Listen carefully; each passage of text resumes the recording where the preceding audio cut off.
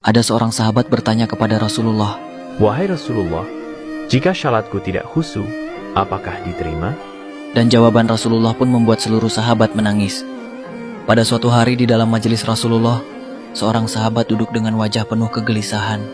Matanya menunduk, jemarinya saling menggenggam, seolah ada sesuatu yang berat dalam hatinya. Ia menghela nafas, lalu dengan suara lirih berkata, "Wahai Rasulullah, aku ingin bertanya, tetapi aku takut.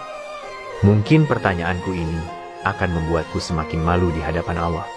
Rasulullah tersenyum lembut. Tatapan beliau pun penuh dengan kasih sayang. Katakanlah wahai saudaraku, tak ada pertanyaan yang membuat seseorang hina jika ia bertanya untuk mencari kebaikan. Sahabat itu mengangkat wajahnya. Perlahan wajahnya mulai berkaca-kaca.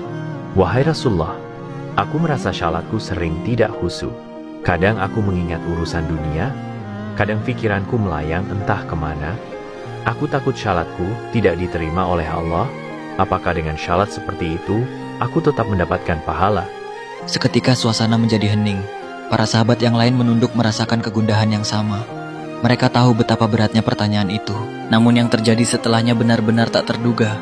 Rasulullah tidak segera menjawab. Rasulullah menatap sahabat itu dalam-dalam. Lalu air mata mulai membasahi pipi baginda. Para sahabat pun terkejut. Mereka jarang melihat Rasulullah menangis dalam keadaan seperti ini. Dengan suara bergetar Rasulullah berkata, Demi zat yang jiwaku berada di tangannya, sungguh setan tidak akan pernah berhenti berusaha mencuri bagian dari sholat seorang hamba, hingga ia menjadi malas dan tidak khusyuk. Tetapi ketahuilah, dia tetap melihat usahamu.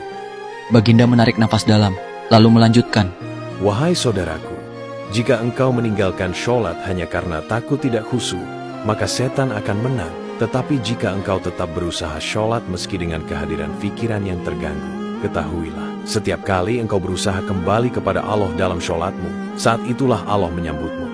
Air mata sahabat itu jatuh. Ia menangis. Begitu juga sahabat lainnya. Kemudian Rasulullah berkata, Bayangkan seorang ibu yang melihat anaknya berjalan ke arahnya, tetapi anak itu sering jatuh dan tersandung. Apakah sang ibu akan marah? Tidak. Ia akan berlari menghampirinya, mengangkatnya, dan mendekapnya erat. Begitulah Allah. Ia lebih penyayang dari seorang ibu kepada anaknya. Selama engkau kembali kepada Allah, Ia akan selalu menerimamu. dari hari itu sahabat tak lagi putus asa dalam sholatnya. Ia tetap berusaha. Dan setiap kali pikirannya melayang, ia selalu mengingat kata-kata Rasulullah. Selama engkau kembali kepada Allah, Ia akan selalu menerimamu.